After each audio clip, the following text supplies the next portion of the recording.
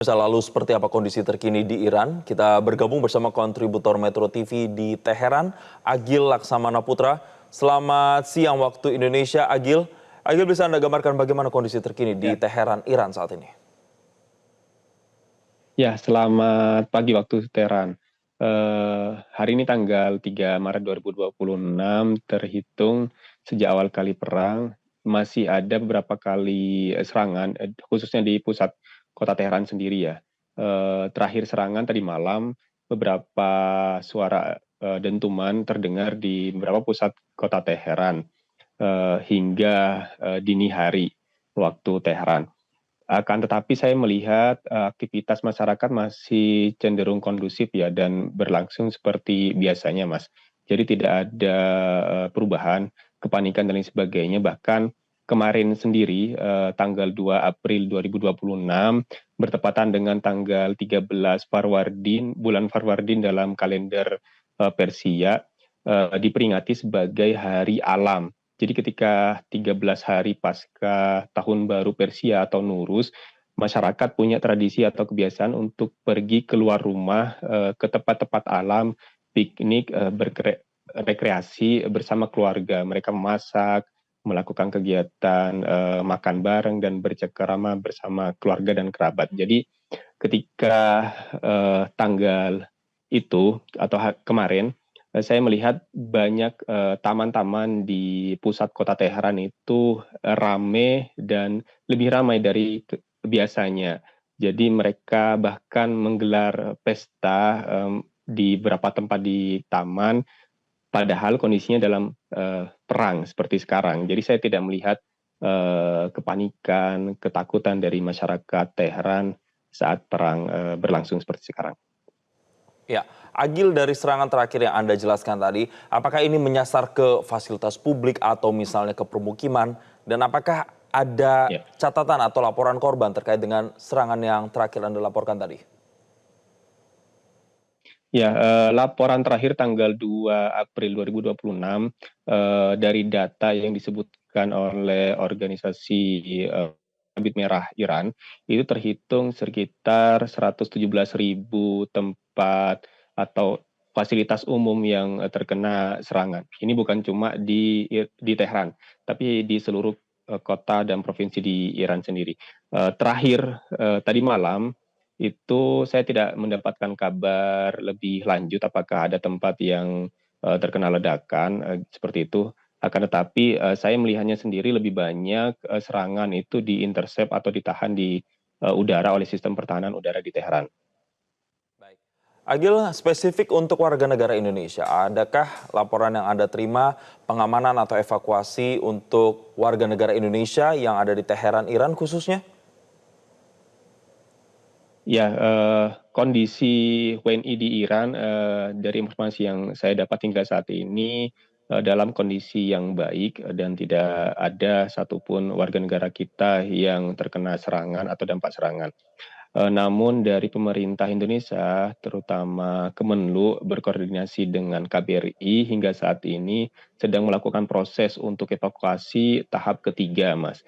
Untuk tanggal dan lebih lanjutnya kami belum dapat informasi lebih lanjut, nanti akan diinformasikan pihak KBRI di grup. Jadi kami punya grup khusus untuk komunikasi dengan warga negara Indonesia di Iran. Jadi semuanya dalam kondisi yang baik, seperti itu.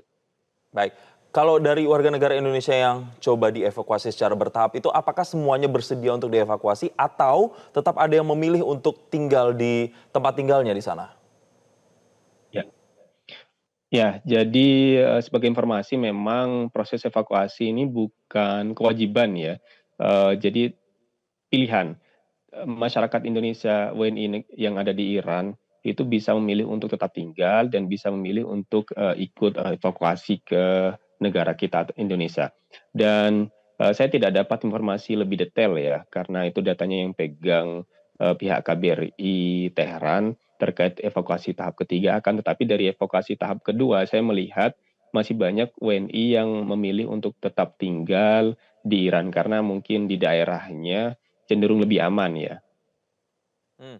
Apakah kalau yang Anda dapatkan informasinya juga, serangan ini memang lebih banyak terjadi di Teheran atau di kota-kota lainnya atau di lokasi lainnya ini juga serangan kerap kali terjadi? Terakhir saya juga wawancara, serangan itu sempat terjadi di wilayah Qom. Ya, betul. Jadi bukan hanya di kota Teheran ya, di hampir seluruh provinsi di Iran memang serangan itu masih masif. Beberapa hari lalu juga terjadi di kota Isfahan, menyasar ke beberapa tempat strategis seperti itu. Jadi memang banyak kota-kota lain juga menjadi sasaran serangan dari Zionis dan Amerika Serikat ini. Hmm. Dari sekian banyak serangan yang sudah terjadi, apakah otoritas terkait di sana juga memberikan himbauan khusus atau pembatasan kegiatan-kegiatan bagi masyarakat walaupun tadi Anda katakan memang masih berjalan secara normal? Ya. Ya, hingga saat ini saya tidak melihat pembatasan lebih lanjut ya, informasi lebih lanjut daripada pemerintah setempat untuk, menghindari kegiatan atau tempat-tempat yang strategis. Informasi terakhir memang di awal perang seperti itu untuk menghindari tempat-tempat, strategis seperti militer dan lain sebagainya. Akan tetapi saya melihatnya justru tiap malam kegiatan masyarakat yang ini juga difasilitasi oleh pemerintah, seperti pawai, dukungan, dan solidaritas itu tetap berjalan. Dari situ saya menilai bahwasanya pemerintah juga tidak melakukan pembatasan yang sebegitu ketat gitu terkait kegiatan masyarakat. Jadi semua kegiatan masyarakat tetap berjalan seperti biasanya. Ya, kegiatan masih berjalan normal seperti biasanya walaupun serangan masih kerap kali terjadi di sana. Terima kasih Agil Laksamana Putra, kontributor Metro TV sudah melaporkan dan tetap utamakan keselamatan. Kita lanjutkan informasi Presiden Amerika Serikat Donald Trump berupaya meremehkan ketergantungan Amerika Serikat pada Selat Hormuz. Dalam pidato terbarunya, Trump mengklaim bahwa Amerika Serikat tidak membutuhkan Selat Hormuz yang merupakan jalur perairan penting bagi pasukan energi global. Dalam pidato terbarunya, Presiden Amerika Serikat Donald Trump menekankan bahwa warga Amerika memiliki banyak stok BBM di tengah melonjaknya harga. Pernyataan Trump ini dikeluarkan untuk meredakan kekhawatiran tentang kenaikan harga BBM di negaranya seiring berlanjutnya perang melawan Iran.